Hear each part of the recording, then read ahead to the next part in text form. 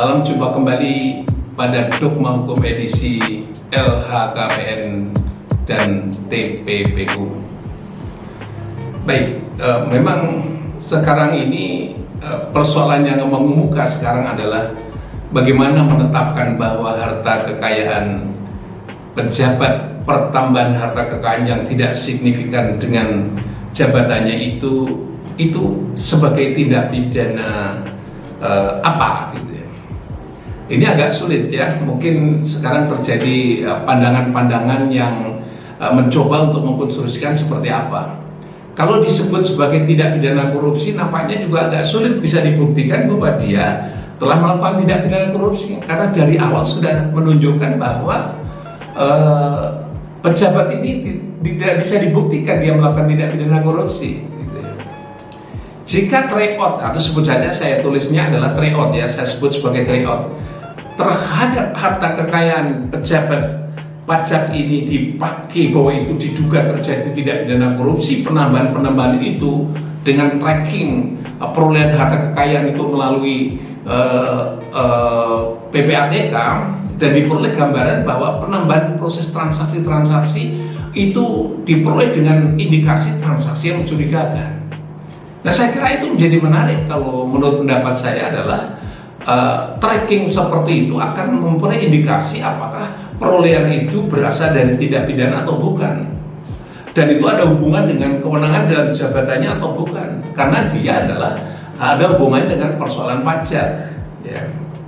Nah, atas dasar itu menurut pendapat saya, tugas dari penegak hukum, dalam hal ini siapapun penegak hukum yang menangani perkara itu, harus menempatkan terlebih dulu ada tidak pidana atau tidak ada tindak pidana terkait dengan perolehan harta kekayaan itu. Karena dia seorang pejabat, maka perolehan harta kekayaan harus bisa dipertanggungjawabkan. Kalau tidak dia bisa membuktikan dia berasal dari proses yang sah, ya mestinya harus diduga bahwa itu diperoleh dengan cara yang tidak sah. Nah, cuma kita sebagai negara hukum harus juga tepat di dalam proses itu, bahwa penegak hukum harus bisa membuktikan bahwa seseorang pejabat itu telah melakukan perbuatan melawan hukum. Nah, biasanya berefek pertambahan harta kekayaan itu adalah suap dan gratifikasi. Ya, mestinya konsentrasinya ada di situ, suap dan gratifikasi. Ya.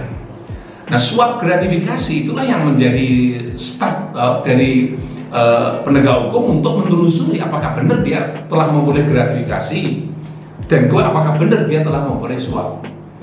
Nah, gratifikasi yang dimaksud adalah gratifikasi pemberian, dari mana uang itu diperoleh, dan perolehan uang itu dari siapa, dan siapa hubungannya dengan pejabat yang bersangkutan. Saya kira itu harus dilakukan.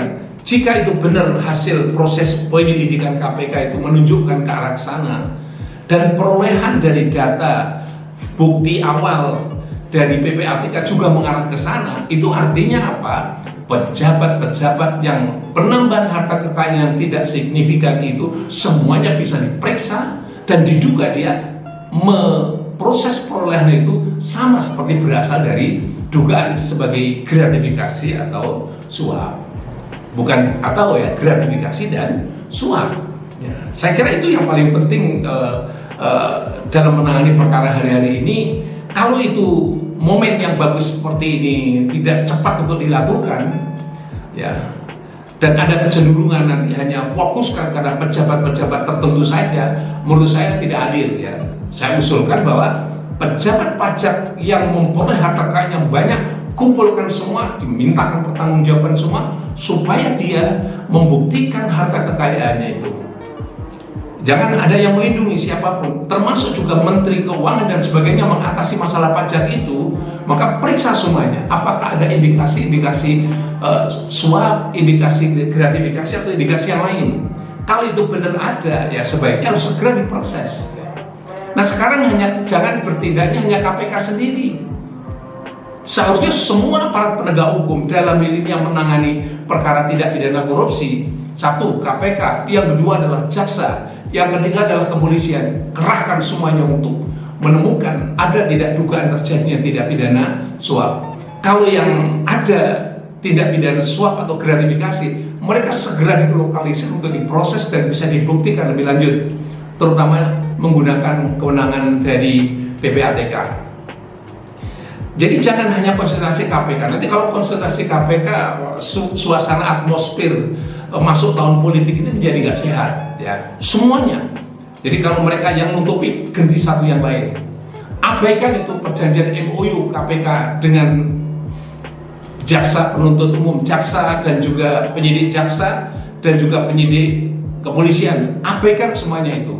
Masing-masing berlomba untuk bisa membuktikan ada tidaknya dugaan terjadinya tindak pidana dalam kaitannya dengan perolehan harta kekayaan tersebut. Ya, saya kira itu penting. Momen hari ini yang paling penting. Momen ini yang paling penting, terutama dimulai dari mereka pemegang kekuasaan yang berhubungan dengan uang. Siapa itu? Pajak, ya. Kementerian Keuangan, Sikip Pajak yang terutamanya. Dan itu penting, praktek-praktek yang terjadi kalau kita dengar wajib pajak dan sebagainya. Saya kira itu penting. Mereka diberi kesempatan untuk melaporkan bahwa kalau mereka merasa dirugikan karena perilaku dari penyidik pajak, perilaku dari pejabat pajak, perilaku dari penarik pajak dan semuanya pajak itu, sebaiknya segera untuk melaporkan. Dan hari ini harus hari atau sebut saja bulan bersih-bersih sebelum bulan Ramadan ini. Ya, mereka gerak bersama untuk melakukan itu. Itu yang saran saya dalam konteks TPPU. Dan disitulah baru mulai. Kalau itu dipastikan dia berasal dari tindak pidana, ya jangan lupa larinya harta kekayaan itu bisa saling melengkapi satu dengan yang lain, itu masuk sebagai tindak pidana TPPU. Tindak pidana TPPU meskipun dia ada pasal yang menyatakan tidak harus dibuktikan tindak pidana asal, saya tetap berpendapat bahwa untuk memastikan suatu kejahatan itu berasal dari suatu harta berasal dari tindak pidana, medianya tetap harus ada namanya tindak pidana asal. Dan oleh sebab itu untuk proses pembuktian tindak pidana asal harus segera dilakukan. Dan mereka semua harus kerjasama.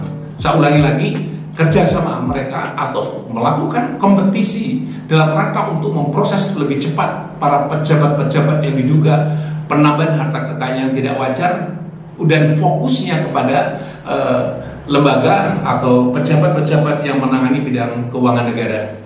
Saya kira itu yang menjadi menarik buat saya terkait dengan TPPU. TPPU-nya itu menyertai daripada keberhasilan dari proses tindak pidana utamanya dulu atau tindak pidana pokok terlebih dahulu. Sekali lagi, demi tegaknya negara hukum, buktikan dulu tindak pidana pokoknya, dan yang kedua adalah barulah kemudian tindak pidana TPPU. Tapi kalau itu tidak bisa dibuktikan masuk ke sana, ya saya sarankan untuk mengusulkan pada cara yang pertama tadi tentang penyitaan aset ya, yang tidak ada pemiliknya. Yang tadi saya katakan itu tidak masuk dalam kompetensi tindak pidana TPPU karena itu adalah aset yang tidak bisa dibuktikan asal muasalnya dan itu diklaim menjadi miliknya seorang pejabat negara. Saya kira itu fokus untuk yang disebut kalau nanti benar ada undang-undang penyitaan aset, ya fokusnya pada bagian di situ. Tapi kalau nanti bisa dibuktikan berasal dari dugaan terjadinya tindak pidana, maka disitulah kalau misalnya tetap juga tidak bisa dibuktikan kemana larinya dana dan bisa dibuktikan dia telah menerima sebut saja itu gratifikasi atau suap, maka masukkan di dalamnya adalah tindak pidana TPPU. Dan disitulah mulai peran dari PPATK. PPATK ini jangan sampai hanya apa istilah bahasanya istilah bahasanya hanya kadang-kadang dia melakukan tracking, kadang-kadang tidak gitu. Menurut pendapat saya, kalau misalnya kerjasama dengan LHKPN, saya kira pihak PPATK bisa fungsinya maksimum gitu. Kalau LHKPN menunjukkan bahwa indikasi penambahan harta yang tidak signifikan, segera dia minta kepada informasi kepada PPATK supaya menjelaskan tracking terkait dengan masalah perolehan dananya dari mana. Di situ akan ketahuan nanti itu kalau itu dari suap dan sebagainya atau dari hal-hal yang tidak sah begitu, ada proses hukum yang segera untuk dilakukan gitu. Sekali lagi itu starting pointnya adalah LHKPN dan khusus untuk TPPU harus kerjasama dengan PPATK dan PPATK harus diperankan aktif dalam konteks ini dengan cara adalah laporan jika ada penambahan harta yang tidak signifikan, mencurigakan begitu langsung aja minta kepada PPATK. Jadi jelas peran PPATK itu dalam rangka mencegah tindak pidana korupsi itu jelas, dan LHKPN punya peran yang jelas, dan penyidik dan juga penuntut itu perannya jelas begitu. Jangan sampai mencari-cari harta yang prosesnya tidak mencari tindak pidana korupsi yang perolehnya tidak jelas. Kalau ini menurut pendapat saya lebih terang dan lebih jelas gitu. Sehingga dengan demikian, dengan melalui metode dan cara itulah insya Allah ya, kalau itu bisa punya komitmen bersama, syaratnya adalah KPK harus bersih juga, syaratnya PPATK juga harus bersih, syaratnya adalah penyidik harus bersih, syaratnya penuntut umum harus bersih, syaratnya hakim harus bersih, maka dia akan jadi bersih-bersih semuanya. Saya kira itu catatan penting buat kita pada hari ini. Terima kasih. Ini sekedar catatan dan jadi bahan pemikiran kita bersama. Mudah-mudahan bersih-bersih ini untuk masuk bulan Ramadan itu menjadi bersih beneran. Terima kasih atas perhatiannya. Sampai jumpa kepada Dogma Hukum pada edisi berikutnya. Terima kasih.